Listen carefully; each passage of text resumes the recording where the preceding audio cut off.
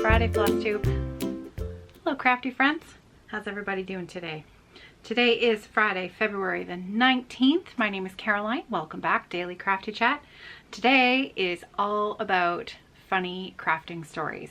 I will be reading today. I honestly don't know if I can make it through all of the remaining funny stories that I have because there's still a lot of them that I haven't read yet. So there might still be a part 4. Today is the third video of funny crafting stories, part 3, and this I'm just doing this for a fun thing to do. So I've asked crafters all over the world to send me their funny crafting stories, and I'm sharing them with you, and then I'm going to ask my family to be the judge and decide what is the funniest story in their opinion, and I'll give away a few prizes at the end. So I really think that I'm gonna have to do another one because I still have a lot of emails here. Okay, so let's get started. Did I tell you my name? My name's Caroline. Pretty sure I did. It's funny, today feels a little bit like the old Friday off the grid videos where I would just sit and stitch and chatter with you for a little while for the Friday night stitching party on the Facebook group. Feels a little bit like that, except I'm not stitching. I've been asked a few times whether I would do those videos again, and the short answer is I'm just not sure because my eyesight has changed so much since I originally did those videos, and the way that I stitch has changed because of that. Finding a good angle with the camera to have it on my stitching is a challenge. So anyways, possibly something in the future to maybe try again. Okay, so let's get started.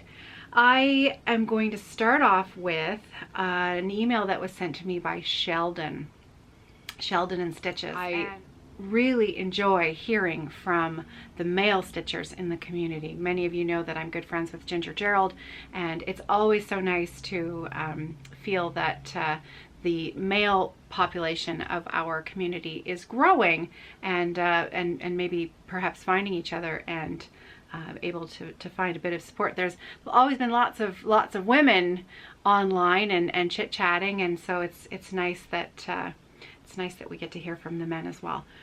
Okay, so Sheldon sent the following. Oh, he's a male cross-stitcher from Manitoba. He's Canadian as well. Cheers, Sheldon. Okay, so he has 2 stories. Number 1, I started stitching in 2016, so I'm still a bit new. I had a friend at work who introduced it to me, and I love it. Yeah, welcome to the club. I ordered a full coverage kit off of Amazon and started to stitch. I then started to expand my knowledge about cross stitch and found Flosstube. I was thrilled. My friend only stitched full coverage patterns on Ada, so when I found out about all the other possibilities of fabric and floss, I couldn't wait to try them. I learned also from Flosstube about LNSs, local needlework shops. I was so excited to go and pick out different fabric and floss in person. Yeah, that's always the best. I'll never forget the first time I discovered that there was an actual store in my town in London. This was way back, longer than I care to admit. And when that light bulb goes off and you realize it's a store full of cross stitch supplies, you can't quite believe your luck, your good fortune. It's amazing. So I feel that. That's good. So my mom and I went to an LNS, and I had a list of things I wanted to see and some questions I had. We went in and started looking around, and I don't blame the employees at all, but they completely ignored me and focused on my mom, thinking that she was the stitcher and not her son. They kept asking how they could help her or what exactly she was looking for. Eventually it all got worked out and I got what I wanted. I think that is I think that's probably more common for male stitchers than we would think. But I'm very glad that they figured it out in the end and you got what you were looking for. He says, then this happened again when we went to an LNS in the States, but we both just laughed it off and I bought tons more stuff again. Yep, more stash. Okay, the second story is just a funny thing my mom does. She's not a cross stitcher, but she does craft a bit. Every time she comes over and sees my stitching out, she says, "That looks so beautiful, but I do not have the patience for that." Or, "Thank goodness someone in our family has enough patience to do that, because I sure don't." She says this every time, literally every time. And as I'm sure you know, finishing a cross stitch pattern takes a long time. So I get to hear how good it is. I have so much patience to finish a project that is going to take me years and years to finish. Get this. The two main patterns that she sees are Death by Cross Stitch and a Jade, which is Heaven and Earth Design. That's H-A-E-D. Farewell to Anger. That's also another massive piece. Hope all is well and that you enjoyed those stories. Happy stitching from Sheldon. Yeah, you know, I think that I get that comment a lot too. Oh, it must, you must just have so much patience. I don't have enough patience to knit or, you know, to stitch. And I can't tell you how many other crafters I've met who agree with me that this is what gives us patience. Doing these sorts of things calm us down and make us more patient. It's just such a, they go hand in hand, really. So Sheldon, thank you for sending me those were great. Okay, so I've got my Luna mug today, and she's beside me as usual. Okay, so next up is Allison, and Allison sends me the following. Hi Caroline, I was listening to your last couple of cross stitch videos and I loved hearing about Threaderick. Threaderick was what started this whole thing, and that was from Candace. Candace, who ended up with a massive cone of 310. It was so huge that she had to put googly eyes on it and name it Threaderick. So Allison says, I thought I'd share one of my own. As a kid, I watched my mom do cross stitch and got curious. Eventually my mom showed me how to start and stop thread, told me about how important it was to keep all the crosses laying the same way, and bought me a kit of my own. Okay, now Allison has included a photo of the kit. So I am going to pop in a photo. Actually, I'll read the finished story and then I'll pop the photos in when I'm done her story. So the pattern that she was given is called Midnight Meow. And it is a, I can't tell, there's a bit of a glare in the photo on the name of the, okay, but the designer is Gail Glass. Okay, so the kit, it was on 14 count black Aida, and I was very excited. I spent a few months carefully doing the whole design, seemingly without any problems. It was always a little less vibrant than my mom's work, but I thought that was because of the black fabric. Finally, I got to the back stitch and noticed something funny. A few of the lines on my pattern were thicker than the others. I took the sheet over to my mom and asked her what I was supposed to make, how I was supposed to make the back stitch thicker. Looks like you'll just use 2 strands of floss for that back stitch, she said, to which I replied, 2 strands? Can you even do that? At which point my mom gave me a funny look and asked to see my piece. I proudly brought it over and showed her all my hard work done in 1 strand for the whole thing. Oh, I'm gonna pop those photos in just a second, so hang on. My mom then showed me how to thread with multiple strands of floss. My project had called for 3 strands and promised to let me pick out another pattern the next time we were at the store. Needless to say, my coverage on this one wasn't great. I've had a lot more success since then. Maybe I'll go back and restitch this someday. Oh, Allison, that's really cute. That's a really cute stitch. Okay, I'm gonna pop in her photos here so that you can see what I'm seeing right here.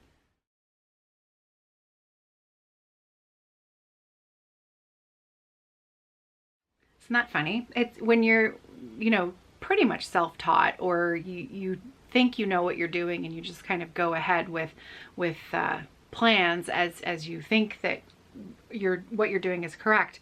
It's so easy that something like this would happen using one strand instead of 3 and not really understanding the difference. It still looks pretty cute. So Allison, thank you for the story. That was really good. Okay, next up we have a story from Hannah. So Hannah writes, "Hello Caroline, just saw your latest YouTube episode and so I did some deep searching and I came up with this. When I was a teenager, a very long time ago, LOL, I was encouraged or wanted to knit something. Mohair yarn was very big then, and so I asked my parents to buy me some mohair yarn to make a sweater for myself. It was quite expensive. It was quite expensive then. Mohair, yeah, I mean, that's a luxury fiber for sure. So we got a pattern and the needed balls of yarn, and I proceeded to make this sweater. I'm not sure if it was something for my home economics class or not. Anyway, I was knitting and eventually needed a considerable amount of more balls to finish this sweater. And when it was done, it was way too big for me. And so my mom, who was much bigger than me, ended up wearing it. I have only made one more sweater for my daughter, and it was too big. Obviously, I have a tension issue. I know how to knit, just not properly. I am much better at quilting and cross stitch. Take care," from Hannah. Oh, Hannah, that is really, that's good. Yeah, my friend Louise would be the first one to say that we all need to learn how to make gauge swatches for our knitting. And my oft response to Louise is, it'll fit someone. It'll fit someone. So I'm glad, look, your mother got a beautiful mohair sweater, so win-win. Thank you, Hannah. Okay, next I have an email from Patricia, and Patricia writes, "Dear Caroline, when I was 4 or 5 years old, I asked my grandmother to teach me how to sew.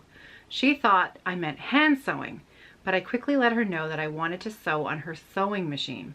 She told me with a smile on her face, 'When you can move the treadle to the right rhythm for stitching, I will teach you.'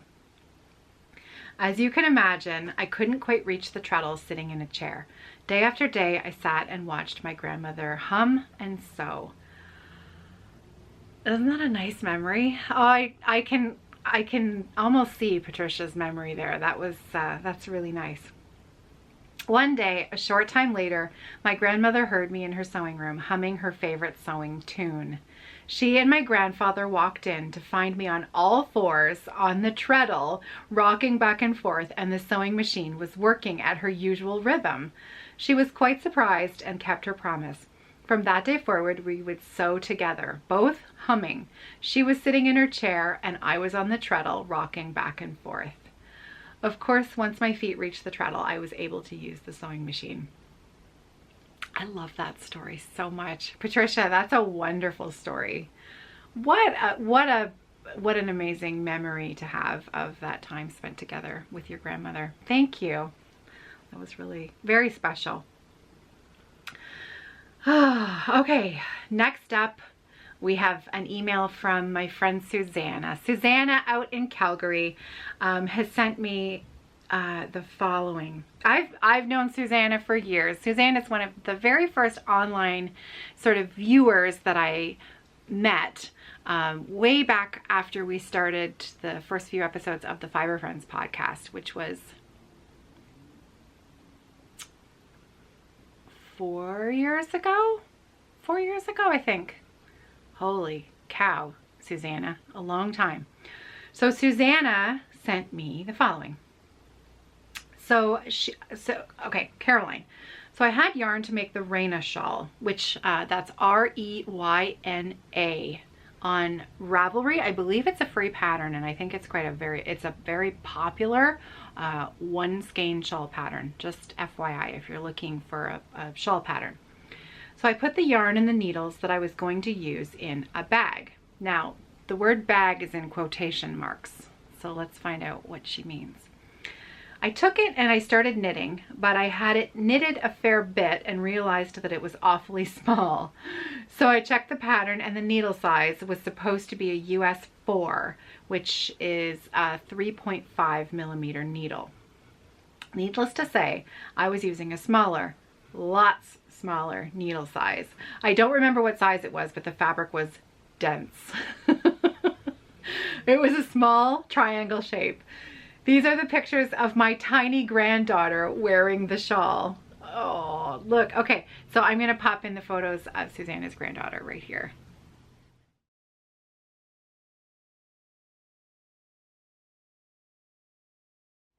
See, I told you. It'll fit someone. Knitting will fit someone. And Susanna, your granddaughter, is adorable. Thank you for letting me share that. Okay, next up we have an email from Paula. Paula, who I've also known for a few years now. Okay, Paula writes, I don't remember reading this one yet. Oh, maybe I have. Let's see. Paula says, hi Caroline, hope you are well. Not sure if this counts as a crafting story or not, but for many, many years I was part of a crafting group. Sounds like a crafting story to me. 4 friends that got together every Tuesday to craft. We had a rotation and switched houses each week so we could take turns being hostess. We could bring whatever we wanted to work on, and from 6:30 p.m. until whenever, we laughed, snacked, and worked on our projects. Now, one of these ladies is one of my dearest friends, and when craft night was at either of our homes, it was not uncommon for the two of us to be yapping away until the wee hours of the morning. So one winter evening about 1:30 in the morning, oops, I came home from my friend's house. It was a gorgeous night, clear and bright, but cold. I'm not one to be afraid outside at night at our place. We live out of town, kind of in the country, and there is not a real threat of seeing anyone at that time of day. I had taken scrapbooking with me that night and had many bags of supplies with me, plus a purse. So I'm gathering up my things, trying to figure out how to pack mule it into the house and not wake up my family when I hear something down the street. My first thought was it was the neighbor's dogs, but then I remembered they are inside dogs and they wouldn't be out barking at that hour. I kept looping bags around myself when it finally hits me that the animal noise I am hearing is in fact coyotes. Yeah, I tossed the rest of the bags around my neck and shoulders and started moving as quickly as possible across the driveway. Now this stuff was bulky and heavy. The bag straps were at different lengths and I am trying to run across our driveway. When I finally made it to the door, I couldn't get through it. I had to turn sideways to get in, and even then I had bags getting caught on the door. So instead of a stealthy entrance to our home, I came in banging and slamming into things, waking up my husband, who was kind enough to help me get untangled from the mess of bags that I had flopped all around me. Sigh. I never saw the coyotes, but judging by the noise, they were there next door. They were next door by the time I got in the house. I'm sure the sight of me running with my bags would have frightened them off. In hindsight, I should have left most of the stuff and only brought the photos in so they wouldn't get damaged by the cold and dampness, but it didn't occur to me at the time. Save the craft supplies! After that night, I decided that scrapbooking would be a project I work on when craft night was at our house. Oh, that's funny.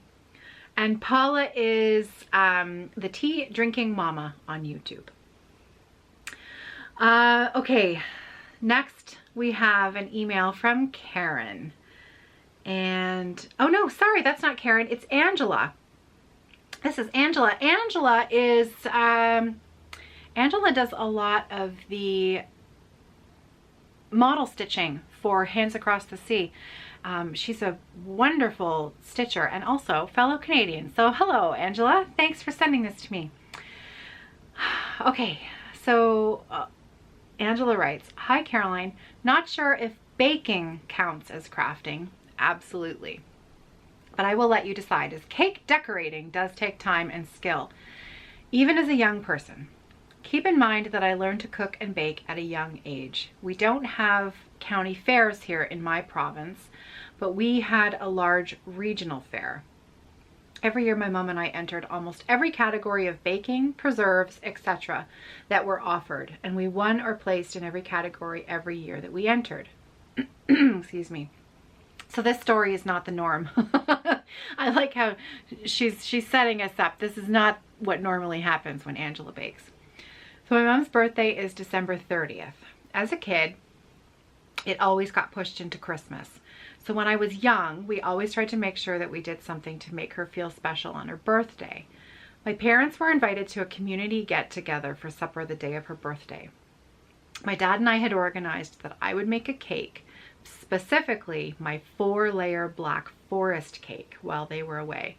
There wasn't going to be a lot of time, only a couple of hours, so I quickly put the cake together and got it cooling.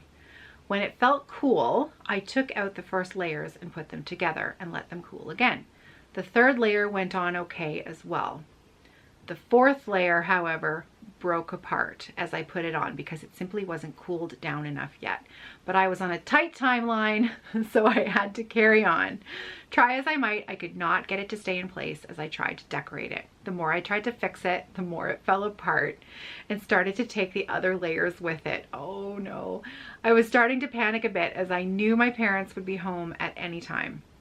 Finally, the whole thing split into pieces and slid apart, taking all my work with it. Oh, that's heartbreaking.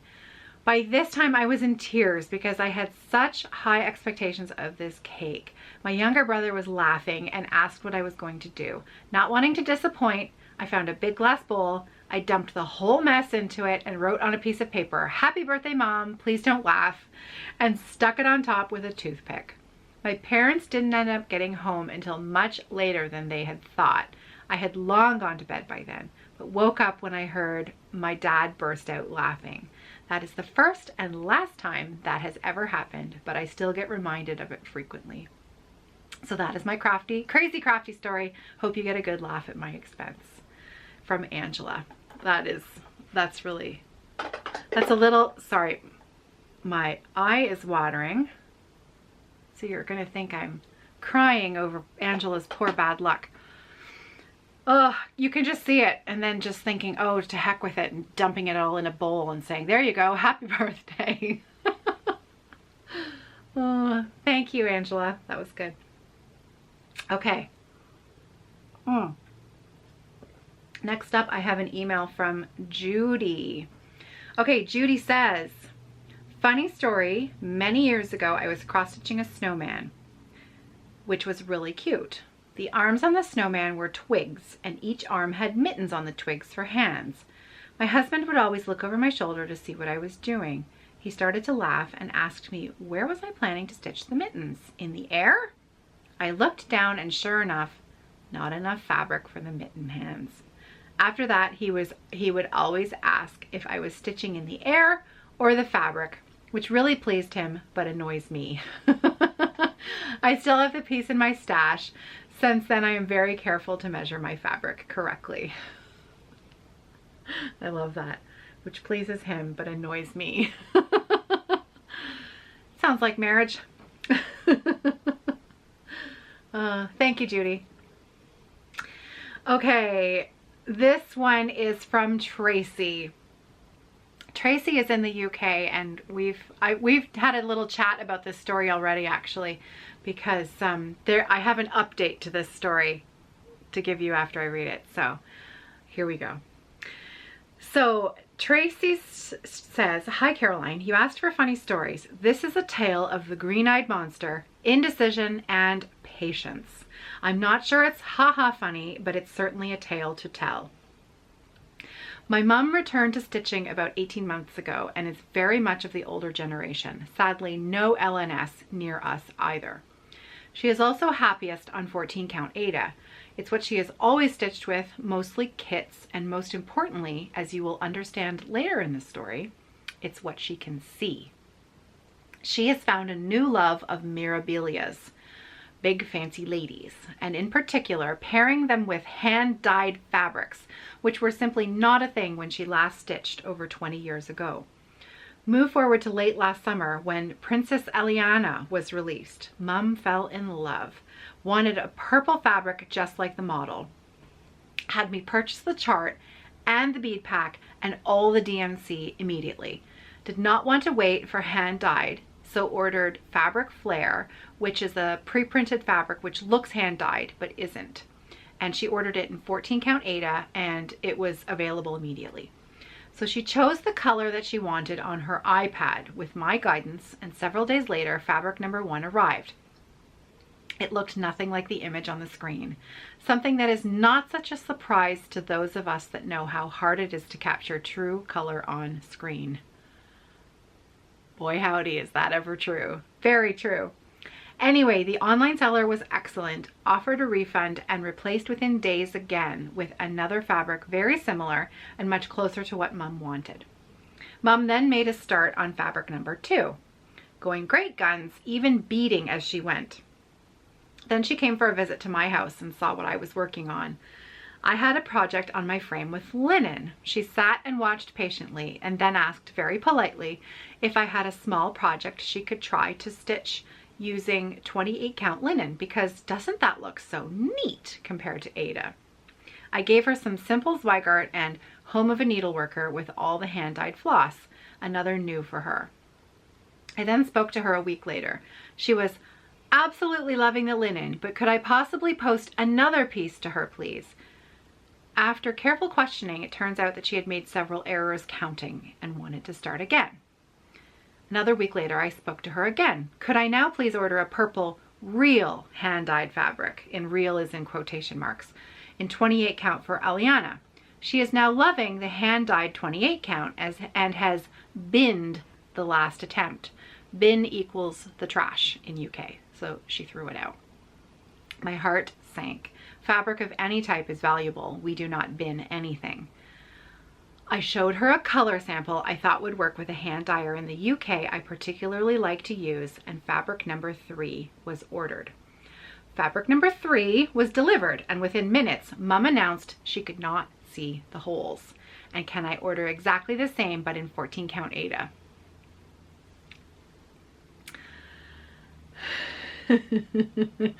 I explained different fibers dye differently and linen and Ada will never be the same, etc., etc. She nods, says yes, it's okay. She understands, but she still wanted it. Trouble is, by this time, we are near the end of last year and there are huge delays on hand-dyed fabric in the UK, mostly because of supply issues for them, direct from the Zweigart factory. So I warned Mum about this delay also. Big fabric delays for sure. After about 3 weeks, Mum forgot these warnings, and so at least once a week for another 9 weeks, I got asked when it would be coming. Today, fabric number 4 was delivered. Mum FaceTimes me. She is not happy. It does indeed look slightly different to the linen. Again, not a surprise. I can tell from her face she is not happy, so I ask her what she wants to do. She has suggested she might ask me to order another piece of fabric number 2. She's having a think. Home of a Needleworker has not been mentioned again, and I dare not ask. I'm fairly sure she doesn't watch your videos, Caroline, so feel free to mention my first name. So I did have a little back and forth with Tracy about a bag that she had ordered, and well, because I was answering her about that, I had just read her story, and so I was commiserating with her and telling her what a wonderful daughter she was to take such good care of her Mum's every wish and want and desire for her stitching. And Tracy sent me a quick little update. She says, "Hi again. She has just asked me to order fabric number 5 and fabric number 6. She cannot decide and wants both to choose from. I know, I am shocked too. Cross your fingers and toes for me that these 2 new pieces, both fabric flare, so at least not 12 painful weeks to wait again, are successful." So Tracy, I think we need an update. I think we're going to need an update on this story. And can we find out, is your mother, is your mum happy now? Has she been able to start Aliana and be happy with her fabric? I'm really curious now. Thanks for the story.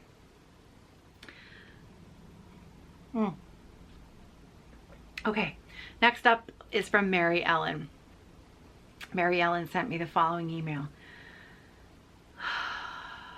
Okay, Caroline, I just heard your blanket story from yesterday and it reminded me of a somewhat similar situation from my past. I've also always been multi-craftual, but periodically I decide, no, I'm never going to place a craft name here. Again, So I purge my stash of all patterns and supplies and attempt to pass them on to another home. In this case, the craft involved was latch hooking. I am somewhat OCD, and so I gathered all of the little pieces of latch hook yarn, separated them by color, and bagged each color in a Ziploc bag. This took a couple of afternoons, but I knew it would be helpful for the recipient. 2 of my close friends came over for coffee, and one of them expressed an interest in latch hooking. Ta-da! I had my new home for those supplies. I brought all of the supplies in a box so they could be easily carried out to her car. I then went into the kitchen for more coffee. When I returned, she had taken all of the latch hook yarn out of the bags and mixed it all together in the box I had provided. I was appalled. All that work, afternoons of work separating out all that yarn, and she just mixed it all back together again. But Mary Ellen, you are to be congratulated for the following statement. I was appalled, but the look of pure joy on her face made me realize to each her own.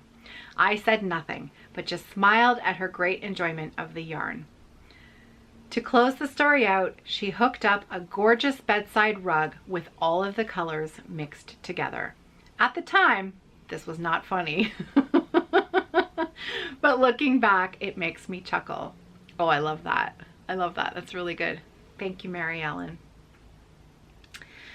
Okay. Oh, this one's from Melody. I have a lot of pictures to go with this story too. I have read this story and I have actually, Melody is a shoemaker, a fairly new shoemaker in Australia. And I am going to share her Instagram feed in the drop down box below. And if I forget, because today's been a bit of a busy day, and if I forget in the editing and you go to look for it and it's not there, just pester me. Or maybe Melody, if you see this, if you can leave information in a comment on this video. Her work is exquisite. I've never seen anything quite like, it's amazing. You guys are going to be blown away by these photos. So listen to Melody's story. Okay, here is my story. I am a shoemaker, and the old adage of measure twice, cut once applies to shoemaking in more than one way. A couple of years ago, when I was still quite new to the craft, I received an order for a pair of men's dress shoes in a size that I did not have lasts for. That's L-A-S-T-S.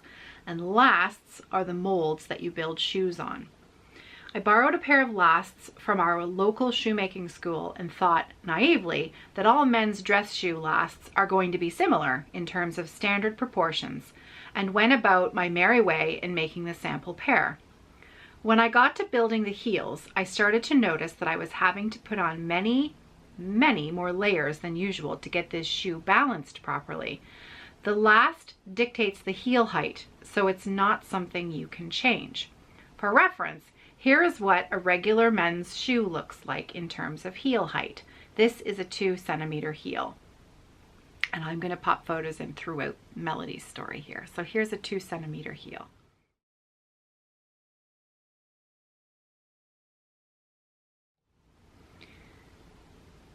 And here is the sample I was working on.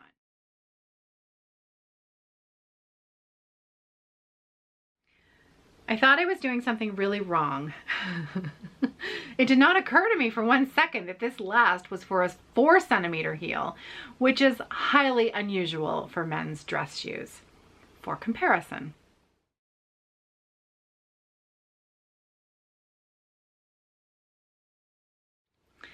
Side note, these shoes are the same size. They don't look it though. So that last photo that was just in there with side-by-side comparison, those shoes are actually the same size foot.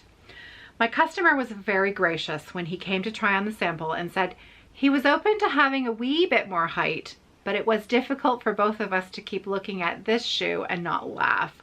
So I ended up acquiring my own set of lasts with a more appropriate heel height. I did learn my lesson, and one of the first things I measure is the heel height when I'm working with a new pair of lasts. This was the final pair, and his dog, Evie, approves.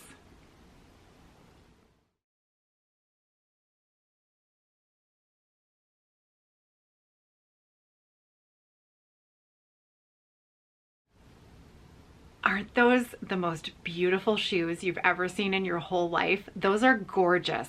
Okay, so Melody is Stitch Magnet on Instagram, and at Stitch Magnet is her stitching page. She's also a beautiful stitcher, but she has an Instagram page for her shoes as well, and I highly recommend that you spend some time over there and just scroll through her photos. You are gonna want, like, I must have spent half an hour on Melody's shoe Instagram page because her workmanship is exquisite, and it's so different from anything that I normally do craft wise. It was so unique for me to see and so beautiful.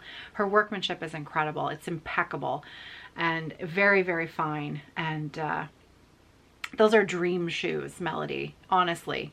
Like the photo of your customers, of them on his feet, I mean, they're spectacular. So congratulations. I know your shoes can be found already in stores, but as soon as you have your own shop, if you do have your own shop, let us know. Give us more information, because wow, gorgeous, gorgeous.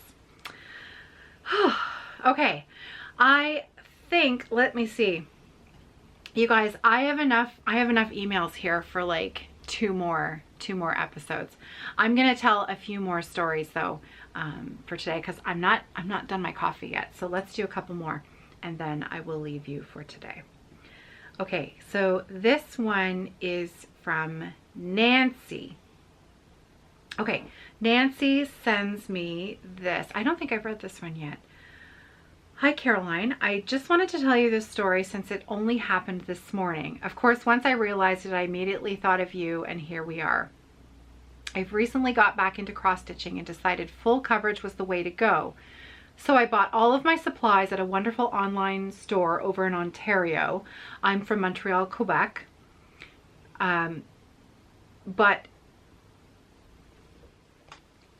Okay. Nancy writes, I just wanted to tell you this story since it only happened this morning. Of course, once I realized it, I immediately thought of you, and here we are.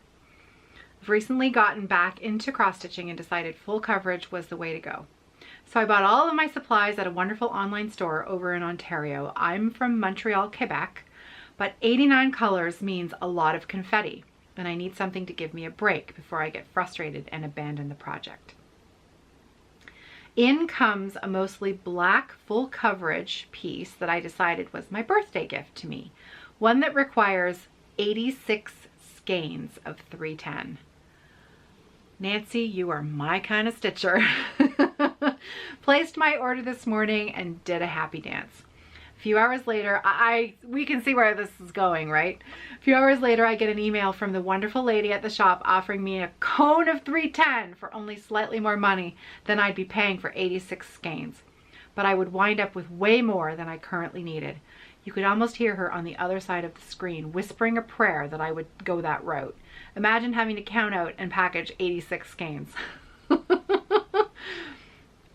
On my side of the screen, take my money! Since I've just ordered this project, plus I have Savon on the way, I need the 310. But I didn't check closely to the description on her site, so assumed way more meant 1,000-ish meters.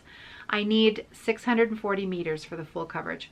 Tonight I decided to take a look. It's 2,100 meters.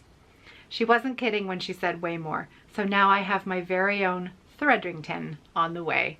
Guess I need to go shopping for googly eyes. I do think you need to go shopping for some googly eyes. Oh, Nancy, that's really funny. Yeah, 86 skeins of 310. That's awesome. I want to know what the project is. So Nancy, you're going to have to tell us what the project is that needs 86 skeins of black. Yes, please. Okay, next up we have Meryl. Okay, so Meryl says, oh boy, well, here we go back in time. When I was a kid growing up in Kansas, excuse me, I had seen a sweater pin that was a beautiful bumblebee design in a local clothing store. I just loved that pin. Well, I spent a lot of time outside, and I always noticed on the tree trunks the shells left by cicadas. I thought they sure looked a lot like that bumblebee's body. So I would sneak some of my brother's model paint, and I painted those little suckers, all of these beautiful colors, and you would be amazed how well those shells' spiny little legs grab onto clothing. If only there would have been Etsy back then, I would have been either greatly embarrassed or rich. One more story from Meryl. I always liked to craft, and back when I was in grade school, I had received a pom-pom pet maker kit. You make the little yarn pom-poms and put them together with stuck-on eyes and such to look like cute little animals. I really wanted to sell the things I made, but there was no Etsy, and I was too scared to sit out by the curb waiting for someone to stop or go door to door. I decided to turn the corner of a basement into my shop. I hung up an old chenille bedspread to the ceiling to separate my show area from the craft area, and I would sit behind that curtain for hours making those little pom-pom pets. I would pin them to the front of the bedspread to display. I sat there waiting with my allowance money to make change for anyone who might show up to make a purchase. I seemed to not think through that nobody would be coming to the basement except my mom to do some laundry. I was oblivious to the reality of a business requirement of location, location, location. I don't have any funny crafting stories as an adult, but I still laugh at my creative endeavors as a child. If only there was a 3D printer back in the 50s, I would have been unstoppable. Oh, that is awesome. That's really good. Thank you, Meryl. Okay, okay, I've got one more short one here. Let's end with a short one from Pam. So I've got an email from Pam here. The mother of the owner of my local needlework shop could always be found helping her daughter at the shop. By this time she was quite up in years, but never failed to spend the day helping cross stitchers. She was attending to me by figuring out how much fabric I would need for a particular project. I was getting a little anxious when I saw the piece she gave me. Needless to say, I ended up with a piece of fabric I could have made into a dress for myself. I wouldn't hurt her feelings for the world, so I just thanked her and took my fabric home. I had enough to share with my sister and several friends. We all had similar stories. Sadly, we lost her several years ago, but those fond memories live on. I hadn't thought of that story in years, so I called my sister and we just had another good laugh about it. By the way, the same lady still owns the shop. Isn't that wonderful? I love stories like that. Thank you, Pam. Thank you. It's so nice to have those little things from your past pop back up into your mind and give you a happy memory. So thank you. I hope you guys have enjoyed this today. I can tell you I sure have. This was really, really fun. And I have piles more in my email to share with you. So, you know, I guess let's keep going. Let's do a few more episodes if that's okay with you. I don't think we're in any rush to pick a winner, are we? So I'm having fun with this. I hope you guys have enjoyed this as well. Thank you to everyone who sent me a story. This has been a true pleasure for me. So it is Friday. I do have some more sewing to take care of on my to-do list this afternoon. So I'm going to get back to work. I'm going to take you-know-who for a you-know-what around the block. And then it's Friday night, so hopefully get a few stitches in tonight. It's the weekend, so I hope you have a great weekend. I hope that you're well. I hope you're safe and that you have a little bit of crafting to enjoy this weekend, just for a little time for yourself. And on that note, take care. I'll see you on Monday. Happy stitching, everybody.